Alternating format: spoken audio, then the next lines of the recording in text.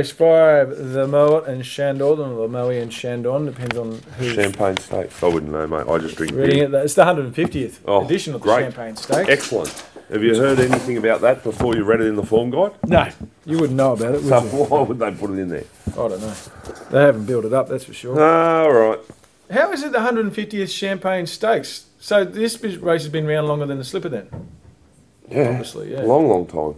Yeah. It's always been a 2-year-old race over a mile. Yeah, I'm pretty sure. It was one of the first 2-year-old races in the I'll put my country. hand up and say I didn't know that. There you go. Slipper's only been there since 1957. That was invented. Yeah. Just It's strange, an isn't old it? AGC race. That's an LDG. I'm guessing the size probably been around this long too. If you go up to the committee room afterwards, Yeah. after the No. LGC Champagne Stakes. No. The rear Setto is $13. Criterion is $6. $5.50 Fast and Rocking. Let's head down to Drago at 13. $2.25 Guelph. Scandiva $6.50 and Shaddad 21. You're up, homeboy. Can't tip anything to beat the favourite. Don't want to back it at $2.25 after taking $13 last week or the week before. Yeah. But I think she'll win again. She was strong through the line. She indicated to me in the slipper that she might have just needed that run. I think she proved that in the size produce, the way she ran through the line. Full credit to the second filly. She was brave. Drago's a horse of the future. This might be coming just a little bit too quickly still. But from a good draw, I expect Guelph to win. I do think a stablemate will improve. Champollion out to a mile. Bit one pace the other day on the 7-day backup after winning over 1,400. 2 weeks between that and this, up to the mile. I expect him to improve, and he probably represents the value at $67 in the race. I don't think he's $67 chance. He should be at least half that. No knock Criterion, no knock Fast and Rocking. Nice horses, promising horses. I just think Guelph beat him in the slipper, and I think she'll beat him again. Okay. I don't think she'll win. I won't be backing her at all. I'm having a small bet each way on Star Wars at 100 to 1 here. How have you found this?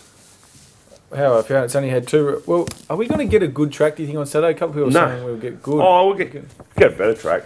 Yeah, I've been told it's going to get to a good 3. But So, come on, how have you found Star Wars? well, it's only had 2 runs on a good track. It ran 3rd behind Dothraki and Aussies Love Sport, both handy horses over 1,200 metres. And its other good track run was behind Hydro at Newcastle, Which ran last on the weekend. ran last, but it was a bad ride. I don't think the horse was. It wasn't a bad ride. They shouldn't have put the blinkers back on it. It went nuts. It went nuts. I would just ignore Hydro's effort last. And week. reading between the lines of the comment by Nash at the start before, I just sense he didn't say this, but just the way he was saying things, I sensed he thought that horse should have gone to the paddock. Without a doubt, Because he made a comment about he's going to be a much better horse next prep, and just I can't even remember the contents of the conversation, but it was along the lines of me trying to read him said, "You want this horse to go to the paddock, but I'm guessing it's not going to." Yeah, no. And then you tipped it to everyone.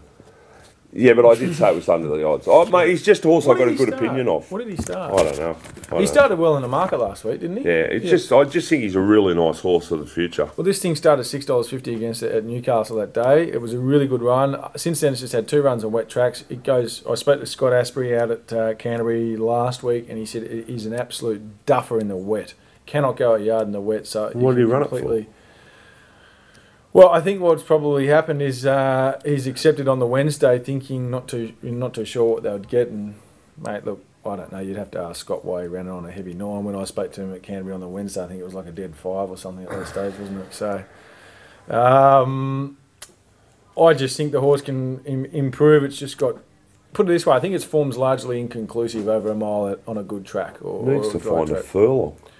Well, it sort of does and it sort of doesn't, because you can't really look at its last week's effort on a heavy 9, because if it is a duffer in the wet, and then 2 starts back, Champollion, which you've used as the form line here, it got beaten 6 lengths on a slow 7. So if it's a duffer on the wet, it's probably not actually that bad a run. The start before that's gone off $6.50 against Hydro and got beaten 2.5 lengths. It was back at the tail and worked home really well over 1,400. So, well, they can find a little case for it, put it that way.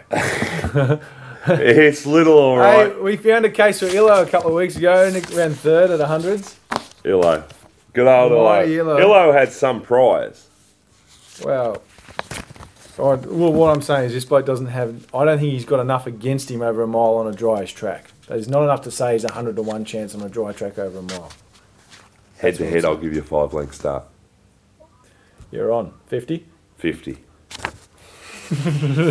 All right. Who are you on? Guelph. Guelph. Okay, 5 lengths head start, Oh, Guelph. $2.25 to win the race. I'll get even money for that. How good am I going? All right, I'll race take you on there. 6. Race 6. That has to be edited too. Yeah, I can just drop the volume off. Yeah. Race 6. Yes, mate, it is the Sydney Cup, of course. The Schweppes Sydney Cup. Yeah, it's a Group 1 race. Why is the Queen Elizabeth worth 500 and this worth 500, and yet the All Age only worth 400 and the Champagne worth 400? I personally, I don't know.